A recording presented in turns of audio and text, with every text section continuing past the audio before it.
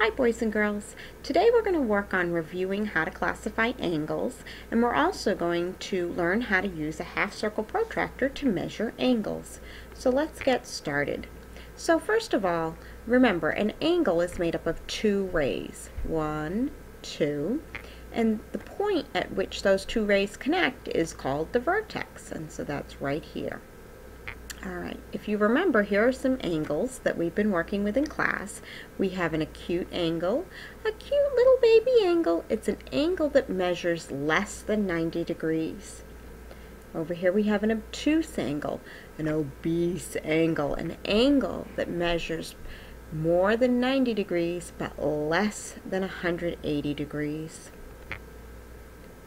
Then we have a right angle. Remember, a right angle measures exactly 90 degrees. So if you remember the corner of the square or our timeout symbol. A straight angle, remember, is exactly 180 degrees. It's also known as a line. And a reflex angle. Now a reflex angle is larger than 180 degrees. So a reflex angle often has an arrow that shows that we're measuring the big part of the angle and not the little piece here, the acute angle here. We're measuring the big part. Alright, let's get started with how to measure angles. Alright, so this is a half circle protractor, and this is most commonly what is used. Most adults use a half circle protractor. Okay. This is the center of the protractor, and if you notice, there's numbers. There's two sets of numbers here. So we have the numbers go from 0 all the way to 190 on this side, and if you look, they go from 0 all the way to 190 on this side.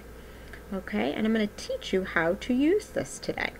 So the first thing you want to do is the same as using a full circle protractor. You want to identify the type of angle you're measuring, and that way you have a little bit of a ballpark as to what kind of angle you're talking about. So if you look at this angle here, I hope you're saying in your mind, that's an acute angle, because that's a little tiny baby angle.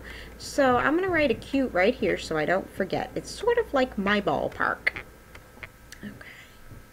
Step 2, it says place the center of the protractor, point of the protractor, on the vertex of the angle. So let's go ahead and do that. So the center point is right here. So I'm going to slide my protractor over, and I'm going to line that line up with the center of my vertex. Okay? Then we're going to line up the center point and the 0 degree mark with one ray of the angle. So if you see, here's where it says 0 degrees, so I'm going to take and I'm going to turn my protractor so that it lines up with the 0 degree mark. Then I'm going to find where my ray intersects. So I'm going to go up here.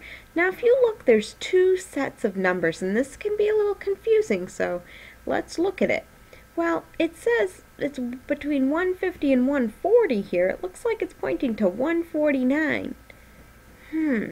Well, I know this is an acute angle, so that couldn't be the answer. So let's look a little closer. We have the second set of numbers, which is between 30 and 40. And if we look, it looks like it's 39 degrees. So let me write that down, because that makes a little bit more sense, because I know an acute angle is less than 90 degrees. So I know that this is pointing toward that top number, which is the smaller of the angles, because it's an acute angle.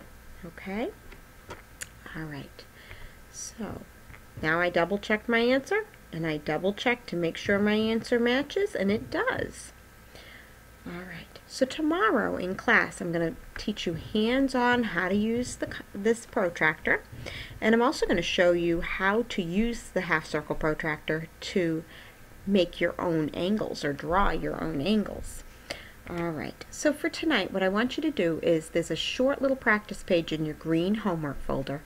It won't take you long, and it's practicing looking at the numbers on a protractor, and it's also practicing identifying some angles. Alright, and then in tomorrow's class I'll give you a half circle protractor, and we will practice measuring angles, and we'll practice drawing angles. Alright, boys and girls, have a wonderful evening, and I'll see you all tomorrow.